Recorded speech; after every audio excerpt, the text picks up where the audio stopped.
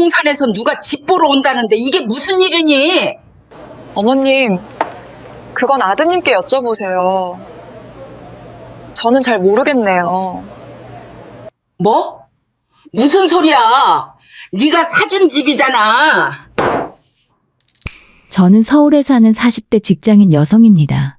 결혼 전부터 일을 했고 결혼 후에도 남편과 함께 맞벌이를 하며 평범하지만 행복한 삶을 살아왔어요. 시댁과의 관계도 나쁘지 않았고 특히 시어머니는 저를 친딸처럼 아껴주셨죠. 저희 시어머니는 평생을 빌라에서 사셨습니다. 오래된 4층 빌라의 3층에 살고 계셨는데 엘리베이터도 없어서 계단을 오르내리시는 게 점점 힘들어 보였어요. 게다가 겨울에는 집이 단열이 잘 되지 않기 때문에 추워서 난방비 걱정에 이불을 여러 겹 덮고 주무신다는 얘기를 들었을 때는 정말 마음이 아팠습니다. 어느 날 남편과 이야기를 나누던 중 시어머니의 주거 환경에 대해 언급했어요. 여보, 어머님이 계단 오르내리시는 거 많이 힘들어 하시는 것 같던데 빌라도 너무 오래됐고. 남편은 잠시 침묵하더니 한숨을 쉬었습니다. 나도 알아. 근데 우리 형편에 집을 사드리기는 쉽지 않잖아. 내가 그동안 모아둔 돈이 있어. 크진 않아도 어머님이 혼자 사시기에 괜찮은 아파트 하나 마련할 수 있을 것 같은데.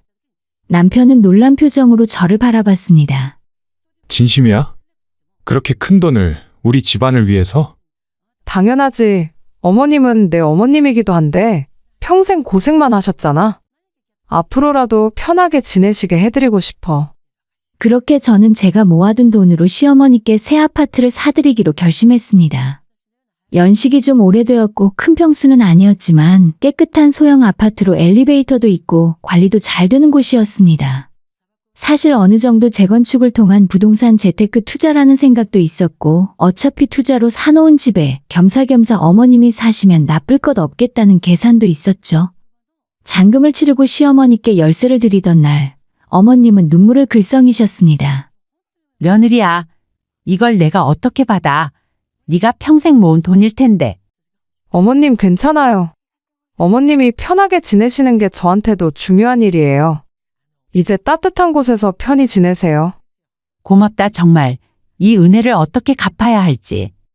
시어머니는 제 손을 꼭 잡으시며 거듭 감사의 말씀을 하셨습니다. 남편도 옆에서 흐뭇한 표정으로 지켜보고 있었죠. 여보, 정말 고마워. 우리 엄마가 평생 이런 집에서 살아보는 게 소원이었는데. 별말을 다 하네. 가족인데 당연한 거지. 그 순간만큼은 정말 행복했습니다.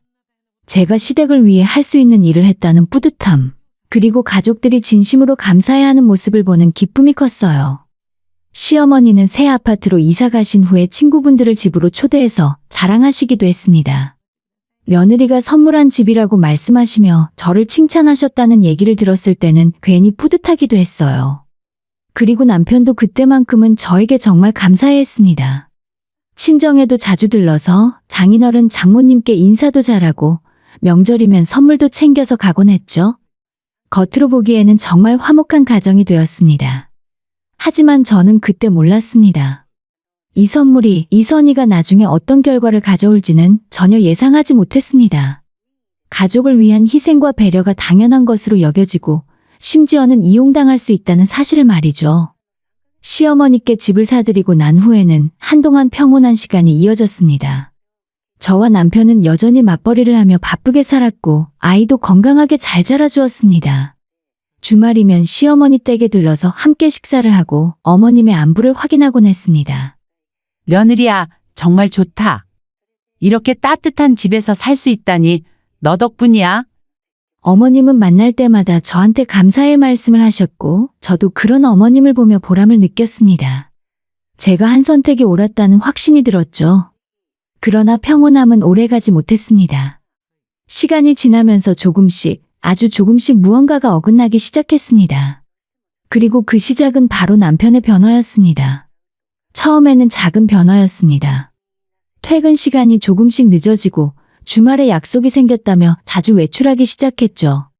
하지만 그때만 해도 저는 크게 걱정하지 않았습니다. 직장 생활을 하다 보면 그럴 수도 있다고, 남편도 스트레스 해소가 필요하다고 생각했으니까요. 하지만 그것은 단순한 시작에 불과했습니다. 앞으로 펼쳐질 일들을 전혀 예상하지 못한 채 저는 여전히 평범한 일상을 살아가고 있었습니다. 남편은 결혼 초기에 정말 성실한 사람이었어요. 절약을 생활화하고 불필요한 지출을 최대한 줄이며 미래를 위해 저축하는 것을 중요하게 여겼죠. 외식도 특별한 날에만 했고 술자리도 꼭 필요한 회식 정도만 참석했습니다. 그런 남편이 어느 순간부터 달라지기 시작했어요. 여보, 오늘 회식이 있어서 좀 늦을 것 같아. 중요한 프로젝트 마무리하느라 팀원들이랑 회식 자주 하게 됐어. 이해해줘. 처음에는 이해하려고 노력했습니다. 직장 생활을 하다 보면 회식이 잦을 수도 있다고 생각했으니까요. 하지만 점점 횟수가 늘어났고 주말에도 친구들과의 술자리가 생겼다며 자주 외출했습니다. 더 이상해진 건 귀가 시간이었습니다. 예전에는 늦어도 11시면 들어왔는데 이제는 새벽 2, 3시에 들어오는 일이 잦아졌죠. 심지어 외박을 하는 날도 생겼습니다. 어젯밤에 어디 있었어? 전화도 안 받고. 아, 미안. 술 마시다가 친구 집에서 그냥 잤어. 핸드폰 배터리가 나가서 못 받았네. 그럼 미리 연락이라도 했어야지. 걱정했잖아. 알았어. 다음부턴 조심할게. 너무 잔소리하지 마. 남편은 점점 짜증을 내기 시작했습니다. 제가 뭔가 물어보면 귀찮다는 듯이 대답하고 핸드폰도 저한테 보이지 않으려고 항상 뒤집어 놓거나 들고 다녔습니다. 가장 큰 변화는 돈 씀씀이었어요. 예전에는 그렇게 절약하던 사람이 갑자기 명품 옷을 사고 비싼 술을 마시기 시작했습니다. 카드 명세서를 확인해 보니 유흥주점, 고급 레스토랑, 심지어 호텔바 같은 곳에서 결제한 내역들이 가득했습니다. 이게 뭐야? 한 번에 100만 원씩 쓴 게 한두 번이 아니네. 친구들이랑 좋은 데서 한잔한 거야. 가끔은 이렇게 풀어야 스트레스가 풀리잖아. 가끔이 아니라 거의 매주잖아. 우리 저축은 어떻게 하고.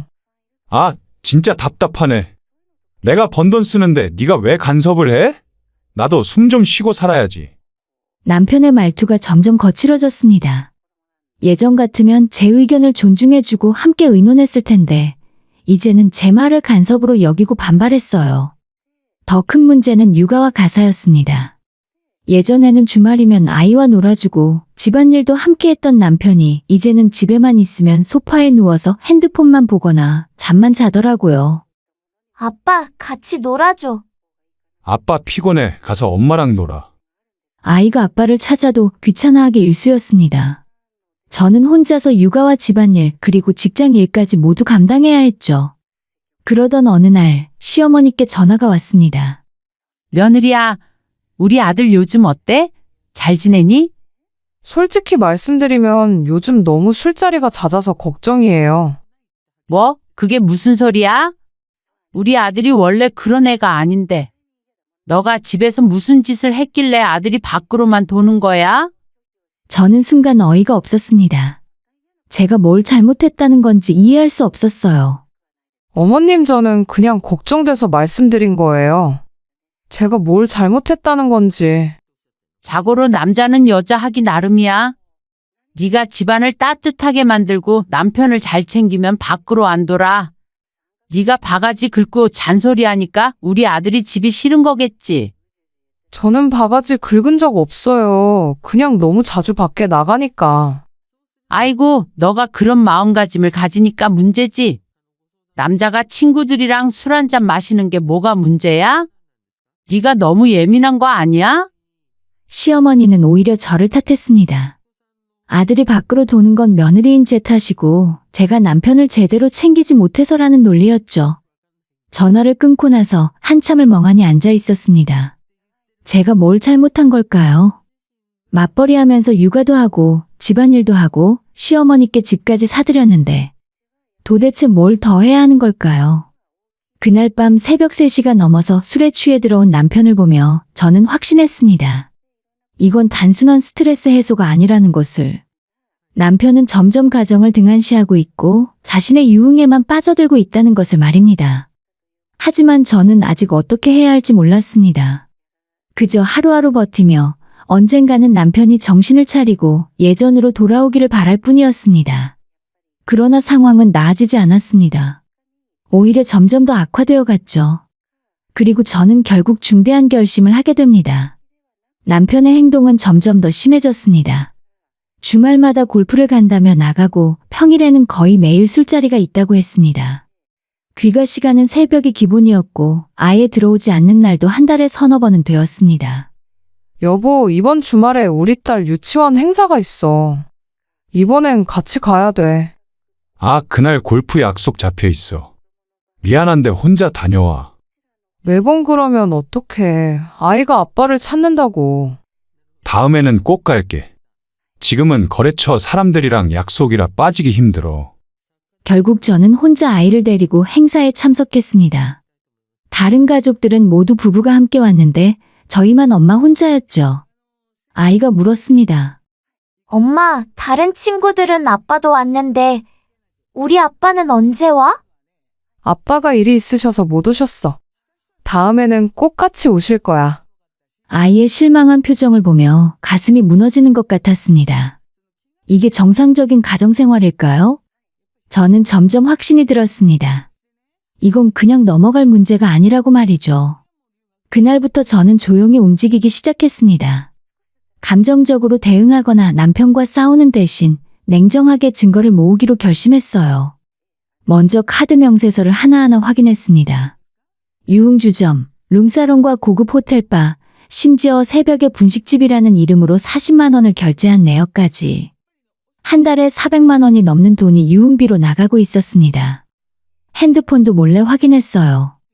남편이 샤워하러 간 사이에, 잠든 사이에 틈만 나면 확인했죠. 친구들과의 대화 내용에는 어제 그 집 괜찮았어. 다음엔 더 좋은 곳 알아볼게. 같은 메시지들이 가득했습니다. 남편의 블랙박스 영상도 확인했어요. 남편이 골프 간다고 한날의 차는 전혀 다른 방향으로 향했고 저녁 늦게까지 유흥가에 주차되어 있었습니다. 증거를 모으면 모을수록 분노가 치밀었죠. 제가 아이를 돌보고 일하고 집안일하는 동안 남편은 밤마다 술집을 전전하며 돈을 물쓰듯 쓰고 있었던 겁니다. 더 충격적인 건 시어머니의 태도였어요. 어느 날 시어머니와 남편이 통화하는 걸 우연히 듣게 되었습니다. 엄마, 요즘 집사람이 자꾸 뭐라고 해서 짜증나. 그래? 며느리가 너한테 또 잔소리했어? 남자가 친구들이랑 놀 수도 있는 건데 너무 신경 쓰지 마. 맞아. 내가 번 돈 쓰는데 왜 간섭하는지 모르겠어. 우리 아들이 그동안 가족 위해서 얼마나 희생했는데 그 정도는 해도 되지. 며느리한테 네가 너무 휘둘리지 마. 시어머니는 순전히 아들 편만 들고 있었습니다. 제가 시어머니께 집을 사드린 것도 그동안 시댁을 위해 했던 모든 것들이 아무 의미가 없더라고요. 그리고 그날 저는 중요한 결심을 했습니다. 이 관계는 더 이상 유지할 가치가 없다고. 그리고 떠나기 전에 제가 해야 할 일이 있다고 말입니다. 며칠 후에 남편이 또 출장을 간다고 했습니다. 이번 주말에 지방 출장 가야 해. 금요일 저녁에 출발해서 일요일 저녁에 올게. 그래, 조심해서 다녀와. 예전 같으면 걱정하며 챙겨줬을 텐데 이제는 그저 담담하게 대답했습니다. 남편은 제 태도 변화를 눈치채지 못한 채 가방을 싸서 나갔죠. 남편이 떠나자마자 저는 본격적으로 움직였습니다. 먼저 변호사 사무실을 찾아갔어요. 남편의 유흥비 지출과 가정 방임을 이유로 이혼하고 싶습니다. 이게 가능할까요? 변호사는 제가 모아온 증거들을 꼼꼼히 살펴봤습니다. 충분합니다. 이 정도면 혼인관계 파탄의 책임이 남편에게 있다고 볼 수 있어요. 재산 분할에서도 유리하게 작용할 겁니다. 그리고 한 가지 더 있습니다. 저는 시어머니께 사들인 아파트 서류를 꺼냈습니다. 이 집을 다시 처분하고 싶은데요. 제 명의로 되어 있으니까 가능하죠? 물론입니다. 본인 명의 재산이니까요. 다만 세금 문제는 확인해 보셔야 합니다. 상관없습니다. 어차피 정리할 거니까요. 변호사 상담을 마치고 나오는 길에 저는 묘한 해방감을 느꼈습니다.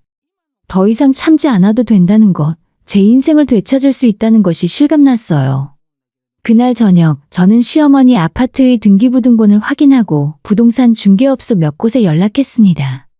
매물로 내놓겠다고 했죠. 시세보다 조금 낮게 책정해 주세요. 가능하면 빨리 처분하고 싶으니까요. 네, 알겠습니다. 이 가격이면 일주일 안에 계약이 나갈 겁니다. 모든 준비가 끝났습니다. 이제 남은 건 남편이 출장해서 돌아오기를 기다리는 것뿐이었어요. 토요일 오후 시어머니에게서 다급한 전화가 왔습니다. 며느리야, 이게 무슨 일이야? 부동산에서 연락 왔는데 우리 집을 매물로 내놨다고? 누가 집 보러 온다고 하던데. 저는 침착하게 대답했습니다. 어머님, 그건 아드님께 여쭤보세요. 저는 잘 모르겠네요. 뭐? 무슨 소리야? 네가 사준 집이잖아. 네, 제가 산 집이죠. 그래서 제 마음대로 처분하는 겁니다. 더 궁금하신 건 아드님께 물어보세요. 너 지금 장난해? 당장 취소해. 내가 어디 가서 살라고? 죄송하지만 이미 계약 진행 중입니다. 실례하겠습니다. 저는 전화를 끊었습니다. 핸드폰이 계속 울렸지만 받지 않았어요. 시어머니도 남편도 이제 곧 진실을 알게 될 것입니다. 일요일 저녁 남편이 출장해서 돌아왔습니다. 현관문을 열고 들어서는 남편의 얼굴은 창백했습니다. 아마 시어머니에게 연락을 받았겠죠? 여보, 우리 얘기 좀 해야 할 것 같아. 남편의 떨리는 목소리가 들렸습니다. 저는 소파에 앉아 남편을 바라봤어요. 나도 할 말이 많아. 일단 앉아. 드디어 모든 것을 끝낼 시간이 왔습니다. 남편은 소파에 앉자마자 다급하게 말했습니다. 여보, 엄마한테 전화 왔는데. 당신이 엄마 집을 매물로 내놨다고? 그게 무슨 소리야? 저는 차분하게 대답했습니다. 사실이야. 이미 계약도 진행 중이고 계약금까지 다 받았어. 이번 주 안에 잔금 치르고 명도하기로 했어. 미쳤어? 왜 멋대로 그런 짓을 해? 엄마는 어디 가서 살라고? 남편이 소리를 질렀지만 저는 전혀 동요하지 않았어요. 내 돈으로 산 내 명의 집인데 멋대로라니? 오히려 당신이야말로 멋대로 한 게 많은 것 같은데. 저는 테이블 위에 두꺼운 서류 봉투를 올려놨습니다. 이게 뭔데? 한번 열어봐. 당신이 지난 1년 동안 뭘 했는지 다 들어있으니까. 남편이 떨리는 손으로 봉투를 열었습니다. 안에는 카드 명세서 사본, 핸드폰 대화 내용 캡처, 블랙박스 영상 스틸컷, 그리고 유흥업소 출입 사진들이 가득 들어 있었습니다. 남편의 얼굴이 점점 창백해졌어요. 이건 회사 업무 때문에 접대를 하느라. 접대를 본인 돈으로 하는 사람도 있냐? 지난 1년간 유흥비로만 5천만 원 넘게 썼더라고. 한 달에 평균 400만 원씩. 룸사롱, 고급 술집, 호텔바. 정말 다양하게 다니셨네. 여보, 이건 오해야. 거래처 사람들이랑 어쩔 수 없이. 거래처, 그럼 이 사진들은 뭐야? 저는 특정 사진 몇 장을 꺼내서 남편 앞에 던졌습니다. 남편이 술집에서 친구들과 같이 여성 종업원들과 함께 찍은 사진들이었죠. 이것도 거래처 사람들이야. 우리 결혼식에 봤던 얼굴들이 많은 것 같은데. 아니면 골프 치러 간다고 하고 실제로는 유흥가에 있었던 것도 업무였어? 그건 그냥 친구들이랑 스트레스 풀러. 저는 비웃음을 터뜨렸습니다. 당신이 스트레스 풀 동안 나는 혼자 아이 키우고 집안일하고 회사 일하면서 죽을 것 같았어. 당신은 언제 한 번이라도 육아를 도운 적이 있어? 집안일을 했어? 아이 유치원 행사에 마지막으로 참석한 게 언제야? 미안해. 내가 좀 무리했어. 앞으로 잘할게. 잘하겠다고? 지난 1년 동안 몇 번을 그렇게 말했는데 그때마다 일주일도 못 가서 다시 술집으로 달려갔잖아. 남편은 아무 말도 못하고 고개를 떨구었습니다. 그리고 더 가관인 건 시어머니야. 엄마가 왜? 어머니는 이 모든 걸 알고 계셨어. 당신이 어디 다니는지, 얼마나 돈을 쓰는지. 그런데 오히려 나를 탓하시더라고. 내가 바가지 긁고 잔소리해서 당신이 밖으로 도는 거라고. 남편이 깜짝 놀란 표정을 지었습니다. 엄마가 당신한테 그런 말을 했어? 남자는 여자 하기 나름이고 친구들이랑 노는 건 당연한 거라고 하시더라고. 심지어 당신이 가족을 위해 희생했으니 그 정도는 해도 된다고까지 하셨잖아. 저는 핸드폰을 꺼내 녹음 파일을 재생했습니다. 시어머니와 남편이 통화하는 내용이었습니다. 그 정도는 해도 되지. 며느리한테 네가 너무 휘둘리지 마. 남편은 녹음을 듣고 나서 한숨을 쉬었습니다. 미안해. 내가 정신을 못 차렸어. 미안하다고 해서 해결될 일이 아니야. 나는 이미 결심했어. 이혼할 거야. 뭐? 이혼? 아니야, 그건 안 돼. 우리 아이도 있잖아. 아이 때문에 더 이혼해야지. 이런 아빠를 보고 자라는 게 아이한테 좋을 것 같아? 남편이 제 손을 잡으려 했지만 저는 뿌리쳤습니다. 여보, 제발 한 번만 더 기회를 줘. 정말 정신 차릴게. 술도 끊고 유흥도 안 다니고. 당신은 기회가 너무 많았어. 그런데 매번 나를 배신했지. 바로 그때 초인종이 울렸습니다. 문을 열자 시어머니가 숨을 헐떡이며 서 있었어요. 너 도대체 무슨 짓이야? 내 집을 왜 마음대로 팔아? 시어머니가 집 안으로 들어오며 소리쳤습니다. 어머님, 거긴 제 돈으로 산 제 집이에요. 그래도 내가 살고 있는 집인데 한마디 상의도 없이 그럴 수가 있어? 상이요? 어머님은 아드님이 유흥에 빠져서 가정을 망치는 것도 모른 척 하시면서 무슨 상의를 하라는 건가요? 그게 무슨 말이야? 우리 아들이 뭘 잘못했다고. 시어머니는 여전히 아들 편만 들었습니다. 어머님, 이거 보세요. 저는 시어머니께도 같은 증거 자료를 보여줬습니다. 하지만 시어머니의 반응은 예상했던 대로였습니다. 이게 뭐 어때서?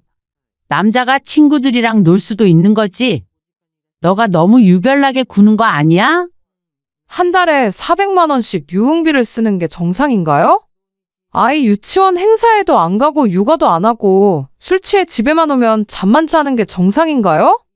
그건 며느리가 남편을 잘 못 챙겨서 그런 거지. 집이 편하고 따뜻하면 남자가 왜 밖으로 돌겠어? 저는 어이가 없어서 웃음이 나왔습니다. 어머님, 저는 맞벌이 하면서 육아도 하고 집안일도 하고 시댁도 챙기고 심지어 어머님 집까지 사드렸어요. 그런데도 제가 부족했나요? 그건 네가 며느리로서 당연히 해야 할 일이고. 당연히요? 저는 시어머니를 똑바로 쳐다봤습니다. 저한테는 모든 걸 당연하다고 하시면서 아드님이 가정을 망치는 건 괜찮다는 거예요? 제가 바보로 보이세요? 며느리가 어른한테 말버릇이 왜 그래? 이제 어른으로 모실 일 없으니까 상관없어요. 어차피 이혼할 거니까요. 남편이 급하게 끼어들었습니다. 엄마, 일단 집에 가 계세요. 제가 설득해 볼게요. 무슨 소리야? 내 집이 팔린다는데 가만히 있으라고? 엄마, 제발 지금은 일단 나가 계세요. 남편이 시어머니를 겨우 내보내고 나서 다시 저를 바라봤습니다. 여보, 일단 진정하고 우리 차분하게 얘기해 보자. 더 이상 할 말 없어. 내일 변호사 통해서 이혼 서류 보낼 테니까 서명해줘. 제발 한 번만 더 기회를. 없어. 그동안 기회는 충분히 줬잖아. 저는 방으로 들어가 문을 닫았습니다. 문 밖에서 남편이 한참 동안 애원했지만 저는 더 이상 마음이 흔들리지 않았어요. 이미 모든 신뢰는 무너졌고 더 이상 이 관계를 유지할 이유가 없었습니다. 제가 그동안 참아왔던 것은 가족을 지키기 위해서였는데 정작 가족은 저를 당연하게 여기고 이용만 했습니다. 이제 끝낼 때가 됐어요. 저는 더 이상 이들의 희생양이 되지 않을 겁니다. 다음 날 아침 저는 평소처럼 출근 준비를 했습니다. 남편은 소파에서 밤을 샌 듯 푹 꺼진 얼굴로 저를 바라봤어요. 여보, 정말 나랑 이혼할 거야? 그래. 오늘 변호사 사무실 가서 서류 준비할 거야. 제발 다시 한 번만 생각해줘. 내가 정말 잘못했어. 저는 대답 대신 현관문을 나섰습니다. 더 이상 남편과 대화할 필요를 느끼지 못했거든요. 변호사 사무실에서 이혼 소송 준비를 마치고 재산 분할과 양육권 문제를 상담했습니다. 부인께서 모든 증거를 확보하고 계시니까 유리합니다. 남편 측의 혼인 파탄 책임이 명백하고 재산 분할에서도 유리한 위치에 계십니다. 양육권은요? 남편이 육아에 전혀 참여하지 않았다는 증거들이 있으니 양육권도 부인께 가능성이 높습니다. 물론 양육비도 청구하실 수 있고요. 며칠 후에 정식으로 이혼 소송이 시작되었습니다. 남편은 변호사를 통해 합의를 제안했지만 저는 거절했어요. 제대로 된 법적 절차를 밟고 싶었습니다. 재판 과정에서 남편의 유흥비 지출 내역, 육아방임, 가정 무시 등이 모두 드러났죠. 남편 측 변호사는 직장 스트레스 때문이었다, 거래처 접대였다고 주장했지만 제가 제출한 증거들 앞에서는 아무 소용이 없었습니다. 특히 결정적이었던 건 남편의 핸드폰 메시지 기록이었어요. 오늘 새로 간 집 괜찮았어. 다음에 또 가자. 우리 집사람은 신경 안 써도 돼. 어차피 모르니까. 돈은 걱정 마. 얼마든지 쓸 수 있어. 이런 대화들이 법정에서 공개되자 판사님도 눈살을 찌푸렸습니다. 재판이 진행되는 몇 주의 시간 동안 시어머니는 계속 저를 압박했어요. 전화도 수없이 걸어오고 심지어 제 직장 근처까지 찾아와서 기다리기도 했습니다. 며느리야, 제발 이혼은 하지 마. 아이 생각해서라도. 아이 생각해서 이혼하는 거예요. 저런 아빠 밑에서 자라는 게 아이한테 좋을 것 같으세요? 그래도 한부모보다는 낫지 않겠어? 세상 사람들이 뭐라고 하겠어? 어머님은 체면이 중요하시겠지만 저는 저와 우리 아이의 인생이 더 중요해요. 이 못된 것이 내 아들 인생 망쳐놓고 행복할 수 있을 것 같아? 시어머니는 결국 욕까지 퍼부으며 돌아갔습니다. 그 순간 저는 확신했습니다. 제 선택이 옳았다고요. 한편 시어머니 아파트는 예정대로 매각이 완료되었습니다. 시어머니는 결국 친척집을 전전하다가 남편의 이모 집에 얹혀 살게 되었다고 들었어요. 멀쩡하게 잘 살고 있던 집을 왜 팔아? 시어머니는 마지막까지 저를 원망했지만 저는 전혀 미안하지 않았습니다. 제 돈으로 산 집이었고 제가 받은 배신에 비하면 아무것도 아니었으니까요. 이혼 판결이 나던 날 법정에서 남편을 마지막으로 봤습니다. 남편은 초췌한 얼굴로 고개를 숙이고 있었죠. 판사님은 혼인 파탄의 책임이 남편에게 있다고 판결했고 양육권은 제게, 양육비는 월 100만 원으로 결정되었습니다. 재산 분할은 제가 더 많은 경제적 기여를 했다는 점이 인정이 되어 6대 4로 나뉘었어요. 법정을 나서는데 남편이 다가왔습니다. 미안해. 내가 모든 걸 망쳤어. 이제 됐어. 나한테 사과할 필요도 없으니까 각자 알아서 잘 살자. 아이는 가끔 볼 수 있을까? 면접 교섭권은 인정됐으니까. 하지만 제대로 된 아빠 모습을 보여줄 자신 있을 때만 찾아와. 그렇게 저희는 헤어졌습니다. 이혼 후에 남편의 삶은 급격히 무너졌어요. 회사에서는 이미 소문이 퍼져 있었고 유흥에 빠진 직원이라는 낙인이 찍혀서 승진해서 누락되었습니다. 주변 친구들도 하나둘씩 떨어져 나갔죠. 남편이 펑펑 돈을 쓸 때는 좋아하던 친구들이었지만 이혼하고 경제적으로 어려워지자 연락을 끊었습니다. 남편은 살 곳도 마땅치 않아서 이모 집에서 시어머니와 함께 지내게 되었다는 소식을 들었어요. 한때는 제법 여유 있게 살던 사람이 단 몇 달 만에 그렇게 추락한 겁니다. 몇 달 후에 전 남편에게서 문자가 왔어요. 엄마가 요즘 많이 아프셔. 병원비도 부담되고. 혹시 도와줄 수 있을까? 아니면 양육비라도 면제해주면 안 돼? 저는 간단하게 답장했습니다. 어머니의 건강 쾌차를 빕니다. 하지만 저는 더 이상 관련 없는 사람입니다. 제발 엄마 때문이라도. 됐어. 양육비나 제때 보내세요. 그게 당신이 할 수 있는 전부예요. 저는 더 이상 답장하지 않았습니다. 또 몇 주 후에 남편이 직접 찾아왔어요. 면접 교섭권을 이용해서 아이를 만난다는 핑계였지만 실제로는 저를 만나기 위해서였습니다. 딸 얼굴 보러 왔어. 아이는 유치원 가고 없어. 미리 연락하고 왔어야지. 아, 그렇구나. 사실은 너한테 부탁할 게 있어서. 부탁은 사양할게. 제발 들어만 줘. 엄마가 정말 많이 아프거든. 수술비가 필요한데. 그건 아들이 해결해야 할 문제 아니야? 나도 지금 형편이 어려워서. 회사에서도 입지가 좁아졌고. 저는 냉정하게 말했습니다. 그건 당신이 자초한 일이야. 유흥에 펑펑 돈 쓸 때는 생각 안 했어? 아마 지금 그 돈 있었으면 어머니 병원비 충분히 될 수 있었을 텐데. 알아, 다 내 잘못이야, 그래도. 남편은 더 이상 아무 말도 하지 못했습니다. 돌아가. 그리고 다시는 이런 부탁하러 오지 마. 아이 만나고 싶으면 미리 연락하고 정해진 날짜에만 찾아와. 남편은 힘없이 돌아섰습니다. 그 뒷모습을 보며 저는 아무런 감정도 느끼지 못했습니다. 연민도 미안함도 없었어요. 그는 스스로 모든 걸 망쳤고 이제 그 대가를 치르고 있을 뿐이었습니다. 저는 더 이상 그의 삶에 책임질 의무가 없었습니다. 사실 이혼 후에 제 삶은 쉽지 않았어요. 혼자 아이를 키우며 일하는 것은 생각보다 훨씬 힘든 일이었습니다.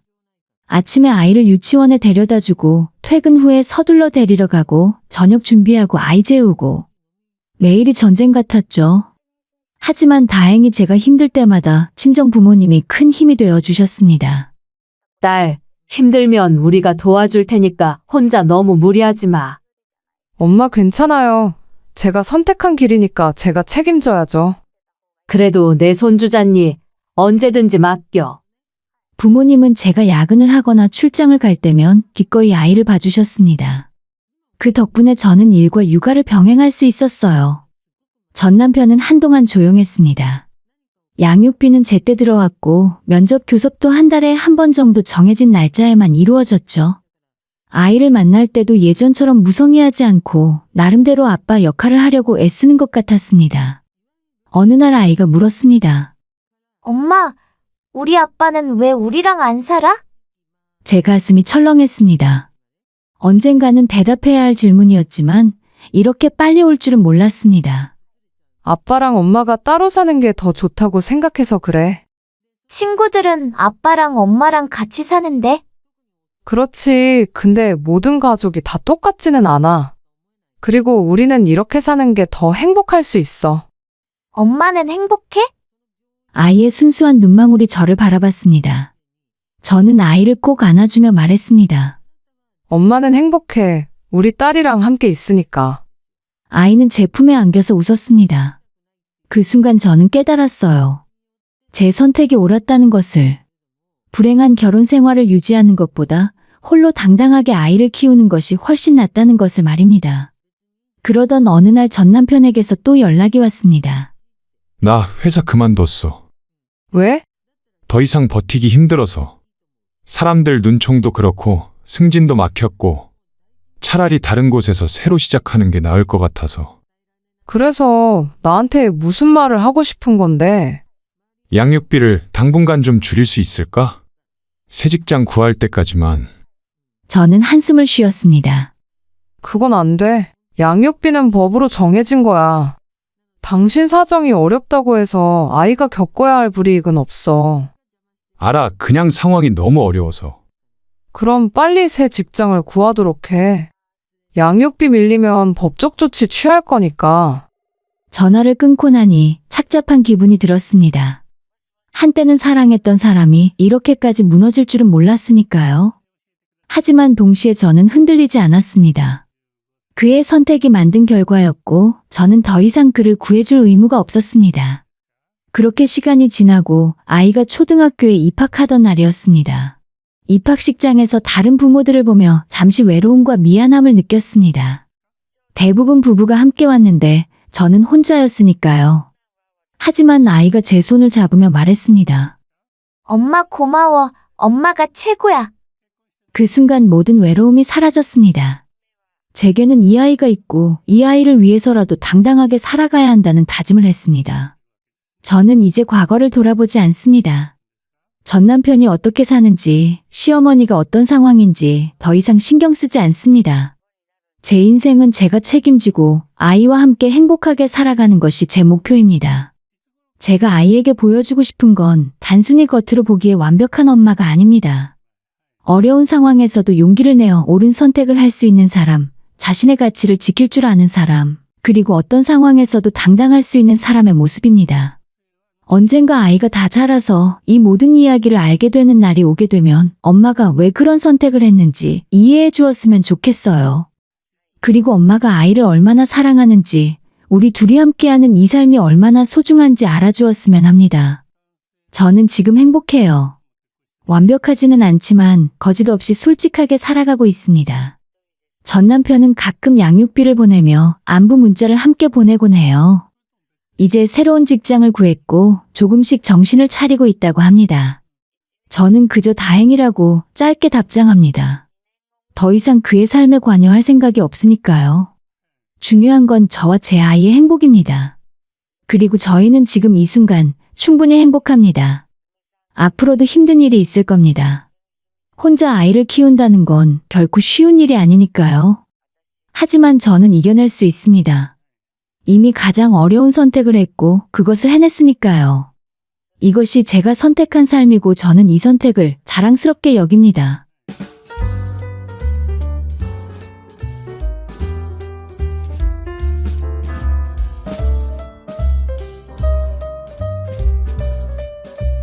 오늘 제가 들려드릴 이야기는 한 30대 여성의 결혼 생활에 관한 사연입니다. 처음엔 모든 게 완벽해 보였던 결혼이 어떻게 최악의 배신으로 끝나게 되었는지 그 시작부터 차근차근 들려드리겠습니다. 저는 서울 동작구에 사는 30대 초반의 직장인이었습니다. 이 사람과의 결혼은 지인의 소개로 시작됐어요. 남편을 처음 만났을 때 그는 성실하고 예의 바른 사람처럼 보였습니다. 약 1년간의 만남 끝에 우리는 결혼을 결심했고 저희 둘 다 나이가 적지 않으니 양가 부모님도 흔쾌히 허락해 주셨죠. 결혼 준비를 하던 어느 날 저희 부모님께서 신혼집을 마련해 주신다는 말씀을 하셨어요. 대출 없이 전액을 부담하시겠다면서요. 솔직히 저도 깜짝 놀랐습니다. 부모님께서 평생 모으신 돈으로 딸내외가 안정적으로 시작할 수 있게 해주신 거였으니까요.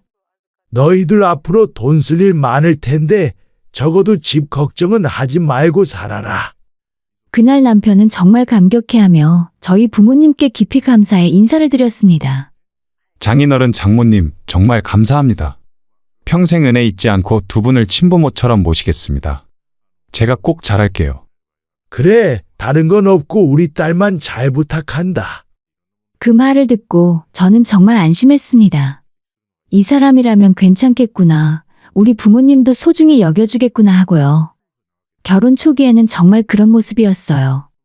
남편은 주말마다 친정에 들러 인사를 드렸고 장모님께 어머니하고 친근하게 불렀습니다. 친정아빠와도 가끔 술 한잔하면서 이런저런 이야기를 나누셨죠. 장인어른, 이번 주말에 시간 되시면 같이 등산 한번 갈까요? 그래? 좋지, 좋아. 그때까지만 해도 저는 행복했습니다. 남편도 만족스러워 보였고 부모님도 사위를 정말 좋아하셨거든요. 저는 특별히 많은 걸 바라지 않았어요. 그저 양가 부모님을 공평하게 대해주고 기본적인 예의만 지켜준다면 그걸로 충분하다고 생각했습니다. 하지만 결혼 생활이 1년을 넘어가면서 무언가 이상한 점들이 하나둘 눈에 들어오기 시작했습니다. 남편이 친정에 오는 횟수가 줄어들었고 오더라도 예전처럼 다정하지 않았어요. 오히려 의무적으로 오는 것처럼 느껴졌죠. 오늘 장인어른네 가야 돼? 피곤한데 다음 주에 가면 안 되나? 반면 시댁에 갈 때는 달랐습니다.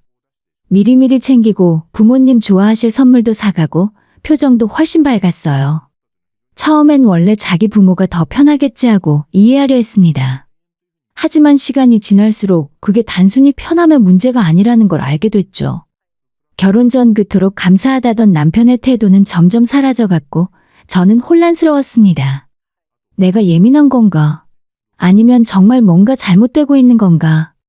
그런 생각들이 머릿속을 맴돌기 시작했어요. 그리고 그때는 몰랐습니다. 이게 단지 시작에 불과하다는 것을요. 남편의 변화는 서서히 시작됐지만 어느 순간부터는 명확해졌습니다. 특히 술자리가 잦아지면서부터였어요.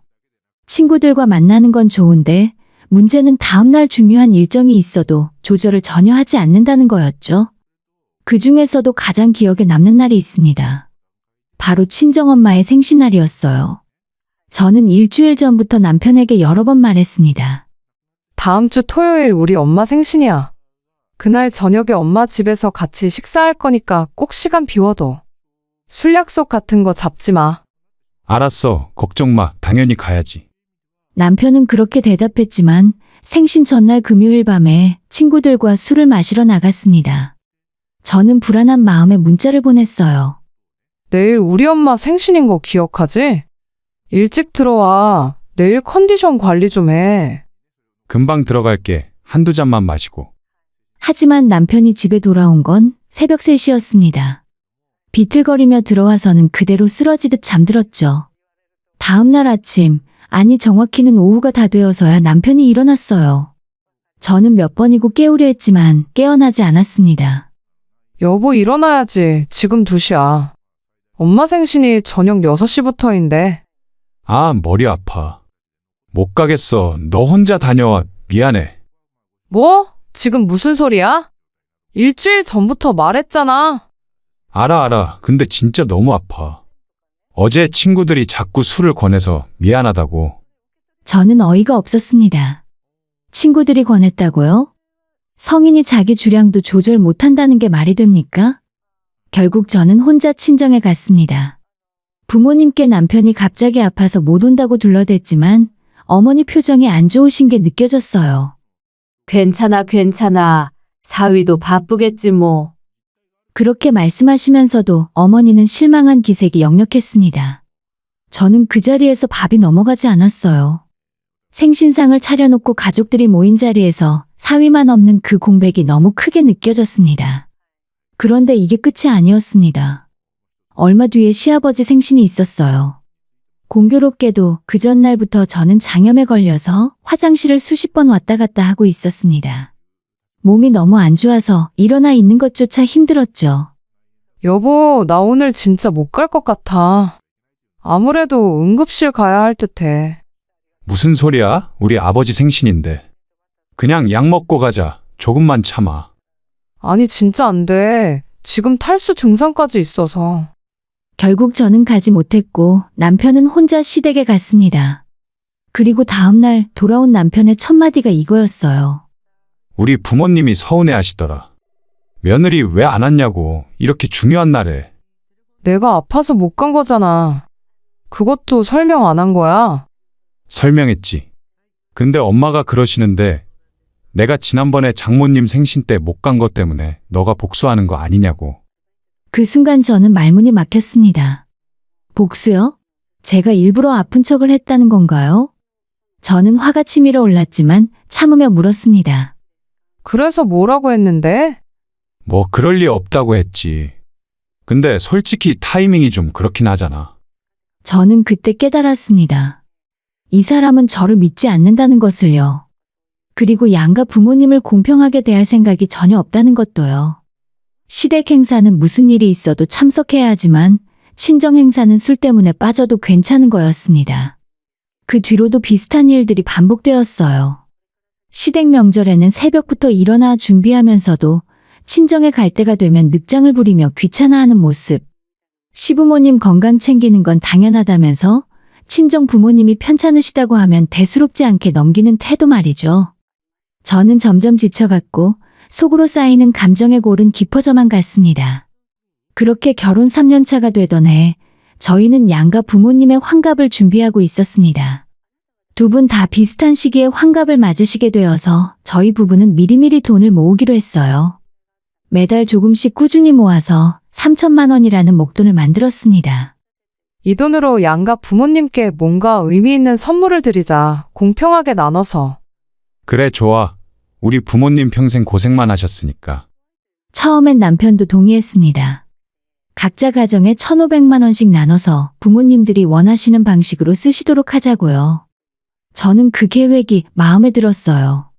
공평하고 합리적이고 무엇보다 양가 부모님 모두를 존중하는 방식이었으니까요. 그런데 어느 날 저녁 남편이 갑자기 이야기를 꺼냈습니다. 여보, 나 생각이 있는데. 이 돈으로 우리 부모님 유럽 해외여행 보내드리면 어떨까? 내가 알아봤는데 유럽 일주하고 크루즈 태워드리면 1인당 1,400만 원 조금 넘더라. 해외여행? 그 돈을 그렇게 다 써버리면 그럼 우리 부모님은? 아, 그건 나중에 또 모아서 하면 돼. 지금 우리 부모님이 건강하실 때 보내드려야지. 다음에 또 안 되면 어떡해. 저는 당황했습니다. 3천만 원 전부를 시부모님께만 쓰겠다는 건가요? 잠깐, 우리 처음에 반반 나눠서 쓰기로 했잖아. 갑자기 왜 그래? 가족끼리 뭘 그렇게 따져? 나중에 네 부모님 것도 마련하면 되지. 지금은 우리 부모님이 더 급하잖아. 무슨 소리야? 우리 부모님도 나이는 똑같으신데 왜 네 부모님만 급해?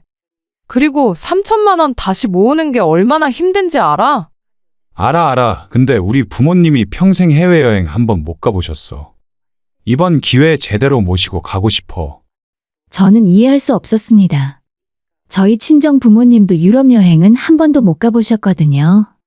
그런데 왜 시부모님만 먼저여야 하는 건가요? 저는 최대한 차분하게 말했습니다. 그럼 1,500만 원으로 갈 수 있는 곳 다녀오시면 되잖아. 우리 부모님도 똑같이 1,500만 원 드리고. 그게 맞는 거 아니야? 에이, 기왕 한 번 가는데 그건 너무 저렴하잖아. 제대로 모시려면 3천은 있어야 해. 그럼 우리 부모님은 어떡하라고? 그러니까 나중에 또 모으면 된다니까. 저는 그 순간 깨달았습니다. 이 사람은 진심으로 친정 부모님을 동등하게 생각하지 않는다는 것을요. 나중에 또 모으자는 말은 결국 안 하겠다는 말과 같았습니다. 3천만 원을 다시 모으려면 몇 년이 걸릴지 몰라요. 그 사이에 또 다른 핑계가 생길 게 뻔했죠.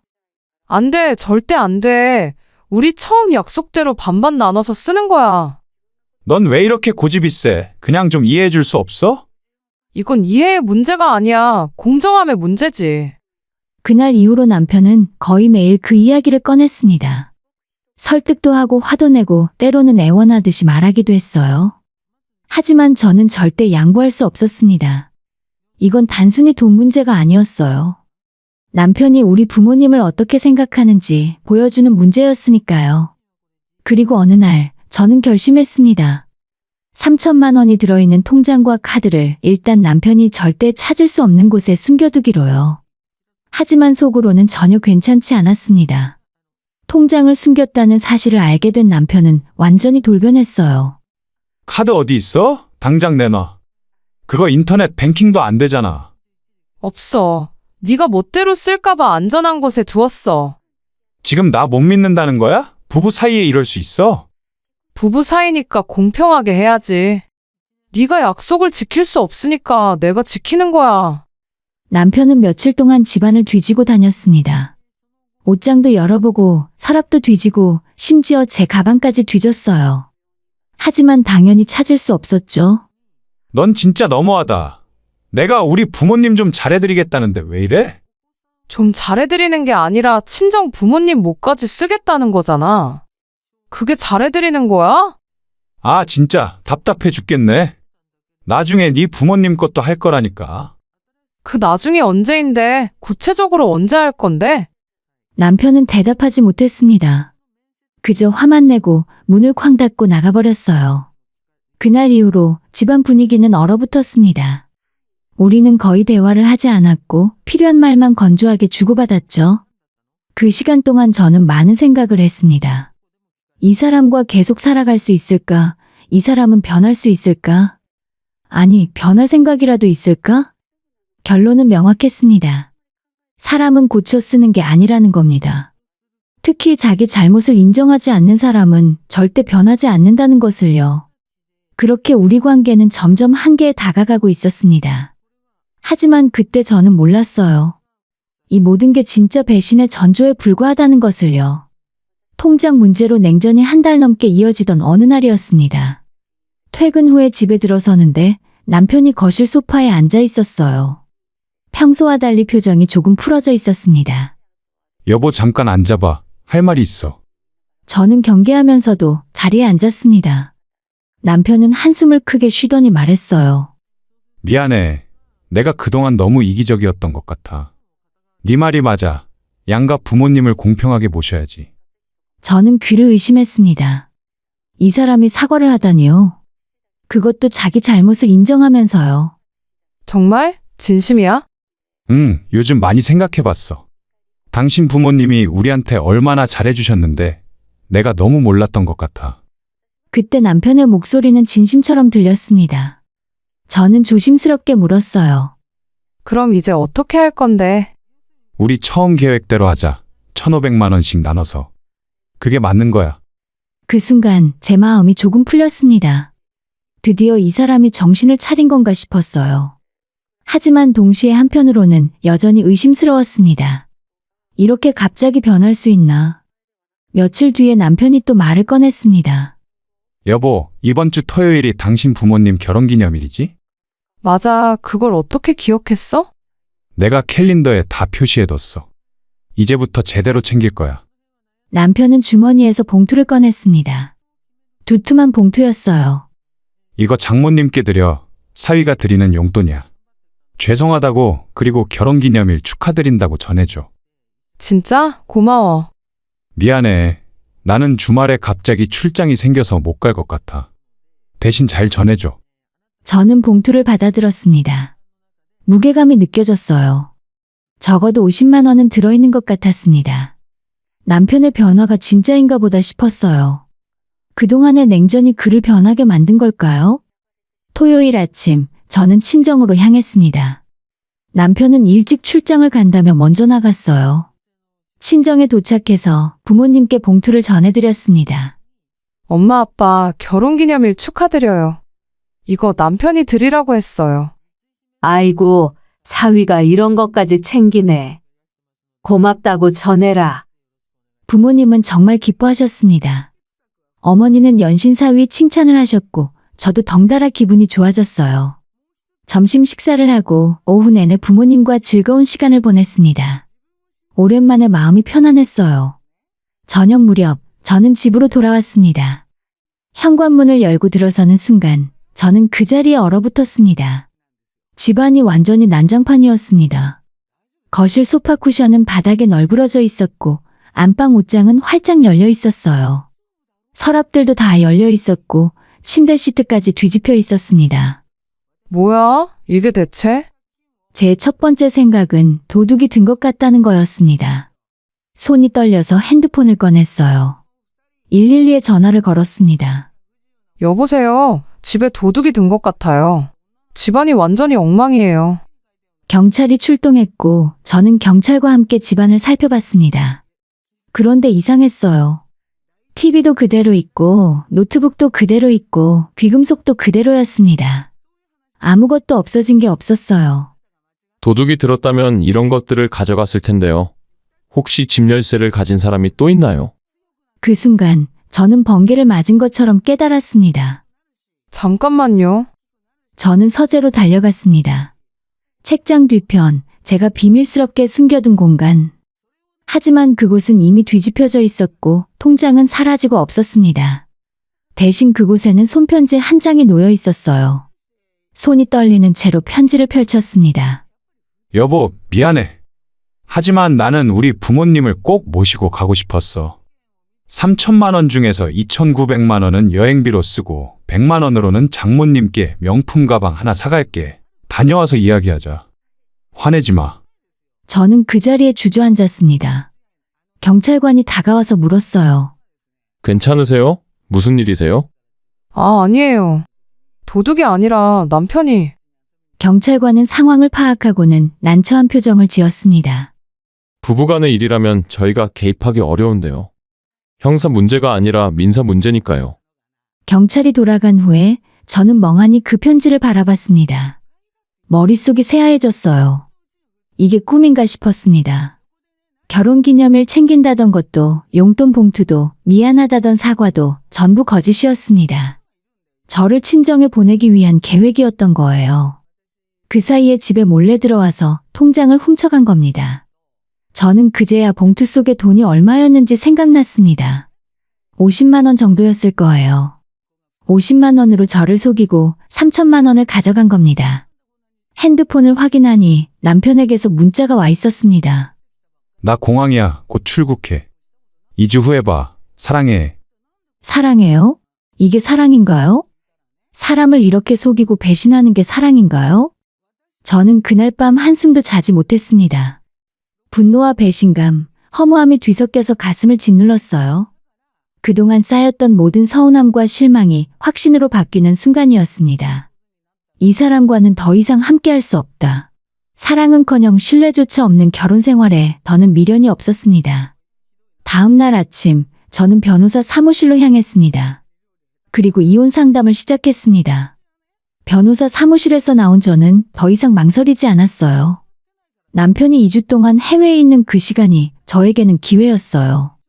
저는 즉시 행동에 들어갔습니다. 가장 먼저 한 일은 부동산에 연락하는 것이었어요. 친정 부모님이 마련해 주신 그 집, 남편과 함께 살았던 신혼집을 매물로 내놓았습니다. 금매로 내놓을게요. 2주 안에 계약 완료하고 싶어요. 부동산 중개인은 놀란 표정으로 물었습니다. 2주 안에요? 안 그래도 그 집 시세가 계속 오르고 있는데 조금 천천히 파시지. 괜찮아요. 빨리 처리하는 게 중요해요. 매물이 거의 없던 아파트를 내놓았더니 문의가 쏟아졌습니다. 입지도 좋고 상태도 좋은 집이었으니까요. 사흘 만에 계약자가 나타났고 일주일 만에 계약이 완료됐습니다. 그 다음은 집 정리였습니다. 남편의 짐을 하나하나 박스에 담았어요. 옷, 신발, 책 같은 개인 물건들 전부요. 저는 그 짐들을 보면서 한 번도 눈물을 흘리지 않았습니다. 오히려 차분했어요. 이미 마음의 결정이 끝났으니까요. 짐을 다 싸고 나서 저는 택배 기사를 불렀습니다. 이 박스들 전부 이 주소로 보내주세요. 주소는 시댁이었습니다. 해외에 있는 시어머니한테 친절하게 문자 한 통 남겼습니다. 어머님 저예요. 남편 짐 보내드릴게요. 앞으로는 거기서 함께 사시면 될 것 같아요. 이야기는 나중에 남편한테 직접 들으세요. 저는 이제 더 이상 며느리 아니에요. 그리고 나서 저는 변호사가 준비해준 이혼 서류를 시댁 현관문에 붙였습니다. 크고 선명하게요. 남편이 돌아와서 현관문 앞에 서면 제일 먼저 보게 될 위치였습니다. 서류 옆에는 짧은 메모도 함께 붙였어요. 우리 집은 이미 팔렸어. 이혼 서류에 서명하세요. 나한테 연락하지 마세요. 그리고 저는 남편의 전화번호를 차단했습니다. 카카오톡도 문자도 전부요. 더 이상 이 사람과 나눌 대화는 없었습니다. 일주일 후에 저는 친정으로 돌아왔습니다. 부모님은 모든 이야기를 다 듣고 함께 분노해 주셨어요. 그 자식이 감히? 네가 잘했다. 그런 놈이랑 살 필요 없어. 아버지는 주먹을 불끈 쥐셨고 어머니는 눈물을 흘리셨습니다. 우리 딸 고생 많았다. 이제 여기서 편히 지내. 엄마 아빠가 다 보호해 줄게. 그로부터 며칠 후에 남편이 한국에 돌아왔습니다. 제가 차단해서 연락이 안 되자 남편은 집으로 갔을 거예요. 하지만 거기엔 이미 새로운 집주인이 이사를 온 상태였죠. 차단을 풀었더니 남편에게서 온 부재중 전화는 50통이 넘었습니다. 물론 저는 하나도 받지 않았어요. 문자도 수십 통 왔지만 읽지 않고 삭제했습니다. 그리고 마침내 남편이 친정 집 앞에 나타났습니다. 초인종이 울렸고 어머니가 문을 열었어요. 저는 안방에 있었지만 현관에서 떠드는 소리가 다 들렸습니다. 장인어른 죄송합니다. 제가 정말 잘못했습니다. 제발 한 번만 기회를 주세요. 남편의 목소리였습니다. 떨리고 간절한 목소리였어요. 기회? 네가 무슨 기회를 말해? 우리 딸한테 한 짓이 뭔데? 정말 죄송합니다. 제가 정신이 없었습니다. 다시는 그러지 않을게요. 나가! 당장 나가! 하지만 남편은 물러서지 않았습니다. 현관문 앞에 무릎을 꿇었어요. 장인어른, 아니, 장모님 제발요. 저 정말 반성하고 있습니다. 제가 들고 온 것도 있어요. 장모님 선물로 유럽에서 사온 가방이에요. 남편은 명품 가방이 든 쇼핑백을 내밀었습니다. 100만 원짜리 가방이라고 했던 그것이었죠. 어머니는 그 가방을 받아들더니 잠깐 들여다보셨습니다. 그리고는 냉소를 띤 얼굴로 말씀하셨어요. 이게 뭐야? 촌스러운 디자인이네. 내 취향도 모르면서 이런 걸 사와? 그리고는 그 가방을 남편에게 다시 던졌습니다. 가방은 바닥에 떨어졌고 남편은 당황한 표정으로 어머니를 올려다봤어요. 장모님, 듣기 싫어. 네가 우리 딸한테 한 짓을 생각하면 네 얼굴도 보기 싫어. 3천만 원을 훔쳐서 네 부모님만 모시고 여행 갔다며? 우리 딸을 속여가면서? 정말 죄송합니다. 제가 돌려드릴게요. 3천만 원 전부 돌려드릴게요. 돈 문제가 아니야. 신뢰의 문제지. 넌 우리 딸의 신뢰를 배신했어. 그게 얼마나 큰 상처인지 알아? 어머니의 목소리는 단호했습니다. 저는 안방에서 그 소리를 들으며 눈물이 났어요. 하지만 슬픔의 눈물이 아니었습니다. 필사적으로 저를 지켜주시는 부모님께 감사한 눈물이었죠. 너한테는 우리 딸이 너무 아까워. 넌 우리 딸 다시 만날 자격도 없어. 다시는 우리 앞에 나타나지 마. 이혼 서류에나 얼른 서명하고 꺼져. 장인어른 장모님, 제발요. 나가라니까. 안 나가면 경찰 부를 거야. 결국 남편은 일어섰습니다. 바닥에 떨어진 가방을 주워들고 고개를 숙인 채 돌아나갔어요. 저는 제 방 창문 너머로 남편이 아파트를 빠져나가는 뒷모습을 지켜봤습니다. 한때는 사랑했던 사람이었어요. 행복한 미래를 꿈꿨던 사람이었죠. 하지만 이제는 아무 감정도 들지 않았어요. 동정도, 미련도, 후회도 없었습니다. 어머니가 안방으로 들어오셨습니다. 딸아, 괜찮아? 네, 엄마, 괜찮아요. 오히려 시원해요. 잘했어. 그런 놈이랑 사느니 혼자 사는 게 100배 낫지. 그 후로 남편은 몇 번 더 나타났지만 저는 단 한 번도 만나지 않았습니다. 변호사를 통해서 모든 절차를 진행했어요. 이혼 소송은 생각보다 순조롭게 진행됐습니다. 남편의 잘못이 명백했고 증거도 충분했으니까요. 쪽지와 통화 기록, 집을 뒤진 흔적, 모든 것이 남편에게 불리하게 작용했습니다. 그리고 마침내 이혼 판결이 났습니다. 남편에게 위자료도 받았어요. 제가 요구한 금액 전부를요. 법원을 나서면서 저는 이번 사태 이후 처음으로 웃었습니다. 진짜로 마음속 깊은 곳에서 우러나오는 웃음이었어요. 이제 저는 자유였습니다. 이혼이 확정되고 몇 달이 지났습니다. 저는 친정 부모님과 함께 지내며 조금씩 일상을 되찾아가고 있었어요. 처음엔 모든 게 낯설었습니다. 결혼 생활이 끝났다는 사실도, 다시 딸로 돌아온 것도요. 아침에 일어나면 어머니가 차려주신 밥상이 있었고 퇴근하면 아버지가 거실에서 TV를 보고 계셨습니다. 그 평범한 일상이 얼마나 소중한지 새삼 깨달았어요. 딸, 오늘 회사는 어땠어? 좋았어요, 아빠. 그리고 저 이번에 새로운 프로젝트 맡았어요. 그래, 우리 딸 잘하겠네. 힘들면 언제든지 말해. 네, 고마워요. 이런 대화들이 저를 치유해줬습니다. 남편과 살 때는 이런 평범한 대화조차 편하지 않았거든요.